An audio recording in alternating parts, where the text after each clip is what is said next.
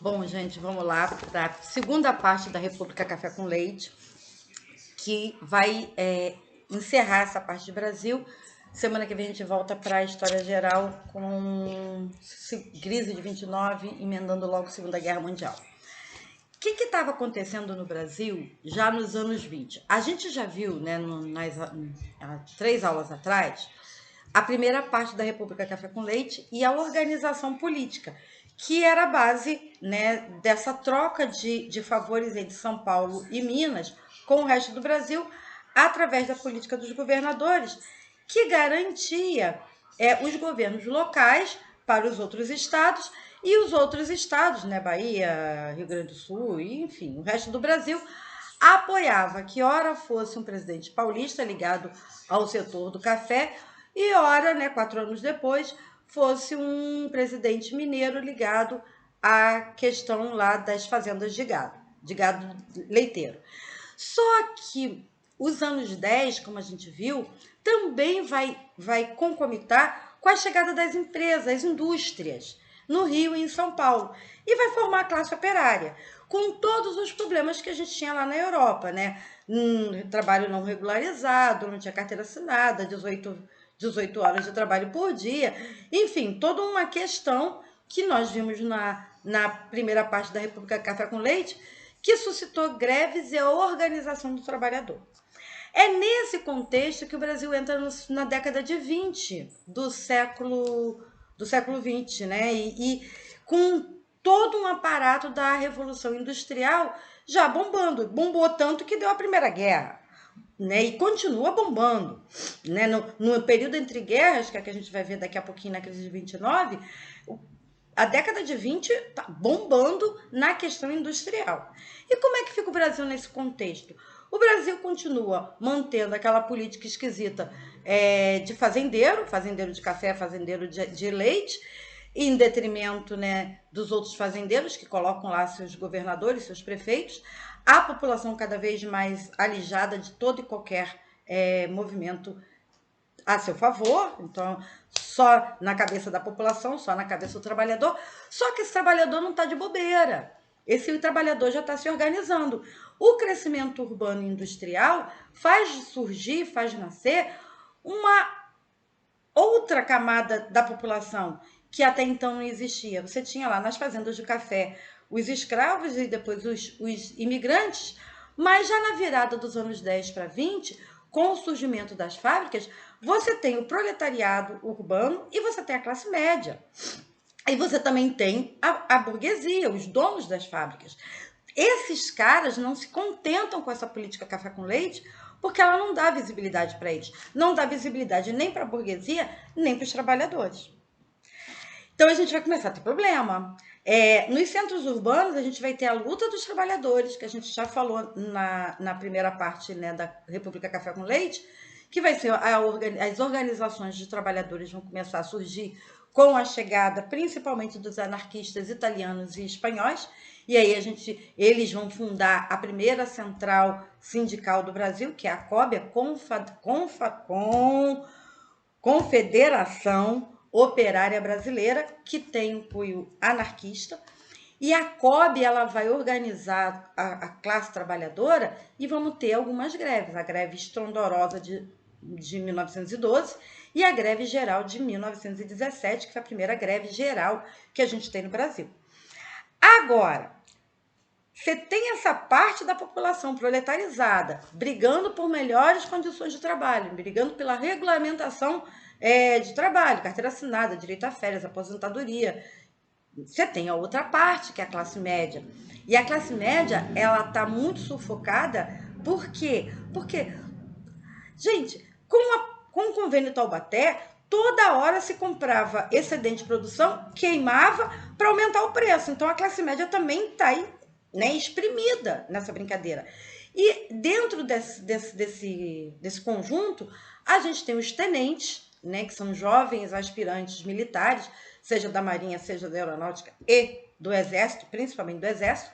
E esses tenentes estão com baixos salários, sem grandes perspectivas de ascensão na carreira, porque as Forças Armadas estão relegadas a segundo plano. O barato é café e leite. O resto não existe, não interessa. E esses tenentes, eles vão movimentar 3 levantes.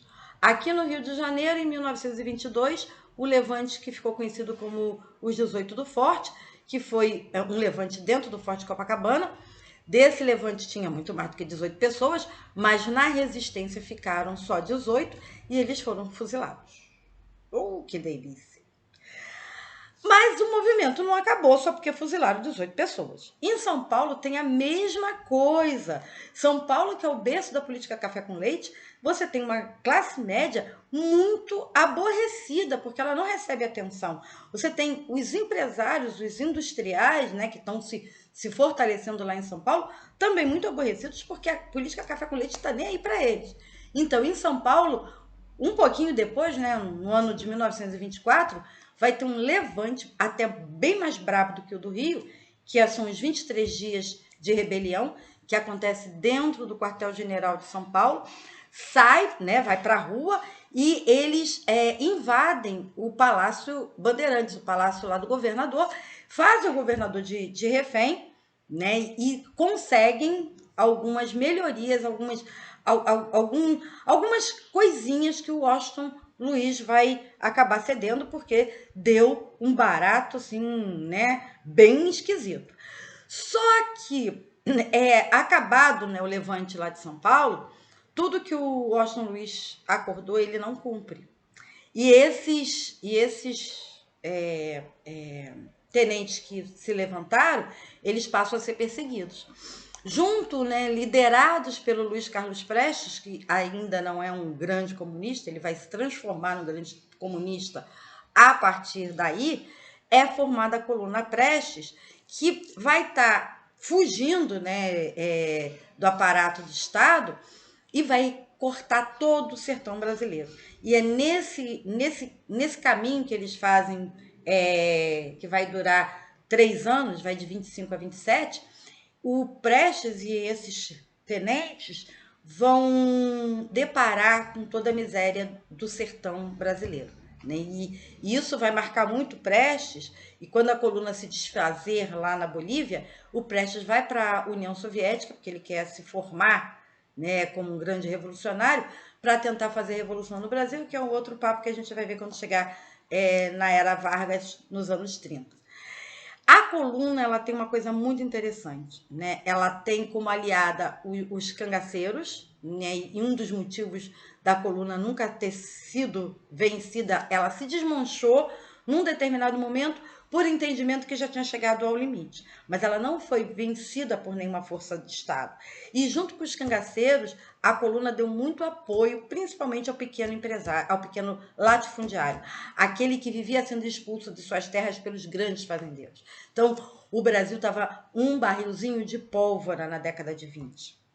E é justamente no final dessa década, em 29, que chega a época da eleição, né? Então, o Washington Luiz tem que sair da presidência e o nome a ser indicado tem que ser de um mineiro. Só que em outubro, as eleições vão ser em novembro, em outubro você tem a quebra da Bolsa, né? Que é a crise de 29, que a gente vai falar na próxima aula.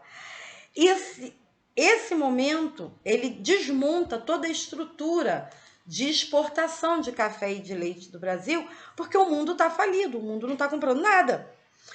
Qual é o papel do Washington Luiz aí? Seria, né, tentar segurar a onda dos cafeicultores, mas ele também não tem grana para isso. Não dá para bancar o convênio Taubaté e comprar o café estocado, que é muito, já que você comprava um pouco, queimava e aumentava o preço. Só que o mundo não está comprando nada. Então não dá para comprar a safra toda e queimar a safra toda. Então o Washington Luiz não consegue dar resposta ao grupo que o elegeu, que são os cafeicultores e os pecuaristas de Minas.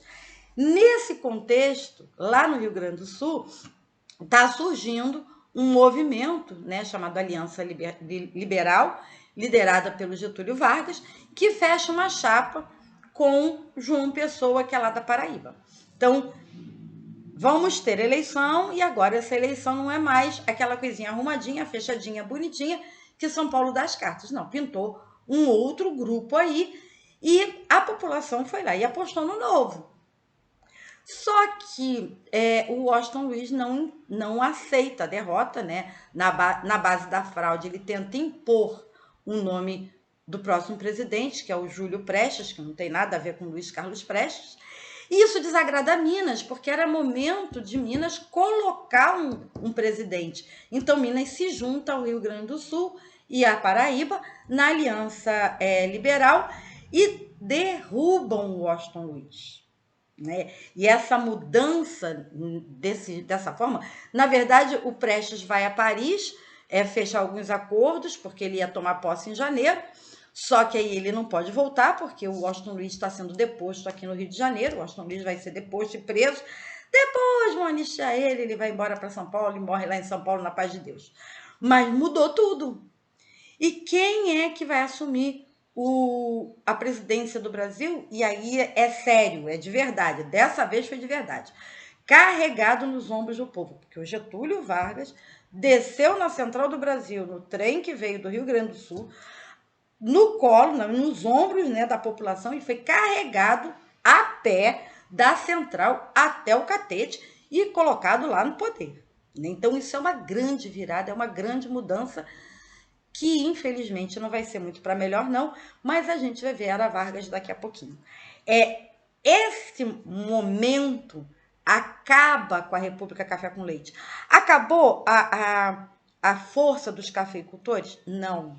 Né? Eles continuam impondo pela bancada agrária, né? pela bancada lá do boi, eles continuam impondo políticas para o Brasil, mas eles agora não colocam mais o presidente fisicamente falando. Né? Então, mudou o contexto do Brasil para esse período, e na semana que vem a gente vai falar da crise de 29, da ascensão do nazifascismo, para depois retornar ao Brasil. Tá legal, gente? Então, até semana que vem.